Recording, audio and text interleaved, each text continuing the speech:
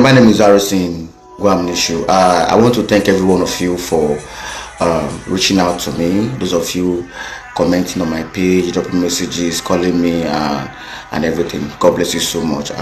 One thing I have not done all this while is to block my comment section or stop you from commenting on what I post. All right, I allow everyone to drop the negative and the positive comment they have. All right, because when something happens, people bring in different kinds of accusation, some bring in commendation and a whole lot. So I want to first of all apologize to everybody who have supported me in the past. All right, my silence was not intentional. All right, I won't say I intentionally kept quiet and not to address everybody. All right, but I said I won't speak about the case that happened in Auchi, the case of the kidnapping, the man I went for in Auchi, and then the wife was released, the man was not released. I won't talk about it to anyone, not on the media, not anywhere, until the man is released. That's when I will speak, and I believe that has been my stand. All right, but recently I've seen a very dark man came to social media to post about 2 or 3 cases, things that happened in the past, like 2022 below, that happened in the past. All right, trying to bring it up to because of what happened, this kidnapping case that happened. So fine, this one happened in 2022.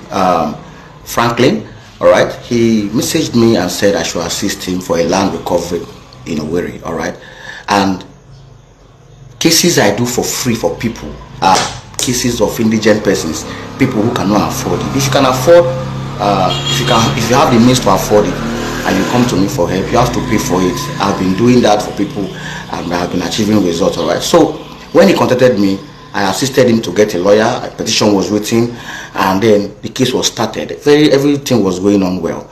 Then, because I was going for election, I told him that I'm not going to be chanced. So he said, fine. I referred somebody to him, one Mr. Tony. I referred to him. So him and Tony was doing the case on their own.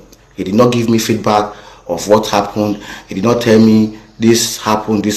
Until after election 2023, he reached out to me and said that the money that was recovered, part of the money that was recovered, that police and Tony, Mr. Tony, took 10% from the money. All right, and that he's not happy about it. I said, sometimes police, when they help you recover money, they collect 10%. It happens everywhere for Nigeria. Everybody watching this video can testify about that. But police help you to recover money. Maybe somebody is owing you anything. Sometimes they collect you money from you to give them something. All right. So he was angry that why will police collect money? I said, that's how they do it. You understand? But please, you and Tony should see how to resolve it. He said no, that he wants to refund the money. And I said, fine. Let me talk to Tony. So I spoke to Tony. Tony told me his own side of the story, that this is what happened, that the police collected the money and he transferred the remaining one to his account. That was what happened. He said, no, I should help him to get a lawyer. I said, okay, fine. I advised him. I said, the other way, how we can do it again is to file a civil suit at the High Court in Owerri, which he agreed. And I said, fine, since you want to make a case now, the money that you collected from Tony, possibly send it back to them. He accepted. So Tony brought account, the money was transferred back to Mr. Tony. I did not collect 1 kobo from that 4.4 million naira from this guy. That was what happened. I got a lawyer, I paid the lawyer. He did not pay 1 naira to the lawyer, I paid the lawyer for him. This was after my election. So the case was filed in Owerri, High Court in Owerri, and which he was present in the court, because then he was in Nigeria. He was in court with his brother.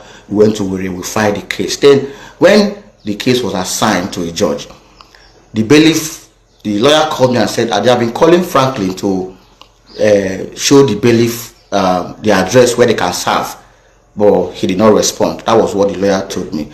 So later I reached out to him. He said, my brother, that he was tired of the case, that the case was taking time, that he cannot wait again, that I should refund back the 4.4 million naira that he refunded back. All right, that is not ready to for the case again. I said, okay, fine. What you now do is to go and withdraw the suit that you have at the High Court. That took a lot of time. He didn't do that, and there was argument over that. I said, go and do that so I can be able to talk to Tony and the people who are with your money to pay the money back to you. Then I reached out to Tony. Tony said that he heard that this same man, Mr. Franklin, settled with the man he had issue with, that he has to come and pay them for the services rendered. That was why the money was not refunded back to Mr. Franklin. So later, people were dragging me for debt. Some persons I borrowed money from, some persons who were in my business crashed. I have a farmland in my community. I have a company registered, Heritage Processing, Anioma Gary.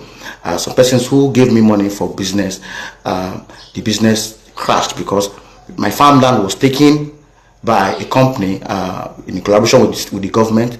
They took the company and they destroyed the farmland, and they started planting a palm plantation. That was what transpired. So I was in debt. People were calling me out on social media that I was owing them. And then the Franklin also went on that trend where it was dragging me on the social media too. This was in 2023, after the election, heading to 2024. So, and I reached out to him. I said, this thing you are doing, you think is the right thing to do? I'm not the one that took your money. He was still calling me scam via on WhatsApp. Then a petition was written for him, submitted in Abuja. The IGP, the office of the IGP, submitted a petition to CP Delta State to act on. I was invited by the police. I went to the police station. The session is a general investigation. It's still CID Asaba. I wrote my statement. I think the Stony was also invited. He made his own statement. And they said they will call me immediately Franklin arrives Nigeria. See, nobody has ever called me to say this is how the case is going, or this is what Franklin is saying. So later I got a call last year from Barrister Deji. Deji also added me on conference call with Franklin that that Franklin reported the case, and I explained my own part to Barrister Deji. And Deji said, because of my name, and since I was the one who brought Mr. Tony, let us see how we can resolve it together. I reached out to Mr. Tony on this same matter. The man was very ill. The money cannot be able to provide the money any longer. You know, the man heard one thing, that since Franklin went behind to resolve with the man, that Franklin has to pay him some of certain money for his services rendered to him, because it was because of him that the money was recovered. So that was what transpired. So after I spoke to Deji, I also reached out to him on WhatsApp. I said, okay, fine, let me see how we can go. Let me talk to Tony and see. He was not even hearing it. He said, no, I mean, no, that I will pay the money. I said, there's no problem. Around October, I think 28, 29, Coco P reached out to me and said, Franklin messaged him and said I scammed him. I reached out to Coco P and told him what transpired. All right. Then I called, me and Franklin spoke on the phone, and we agreed. I said, okay, fine, I'll be paying you. Let me be the one to take care of this debt that Mr. Tony is paying, because all this while you have been the one you have been dragging everywhere. So let me start paying you monthly. So this was October. The first month was supposed to be November. I paid him 500,000 naira. He did not complain. Second month was December. I paid him another 500,000, making it 1 million naira. And the third month was supposed to be in January. I was supposed to pay him another 500,000 naira. And then suddenly this whole issue started again. This whole cases that VDM started posting about this kidnapping issue. Then he came to my WhatsApp and now wrote me. That was in December, after I've paid him in December, and said, where is my money? This is it here. And I said,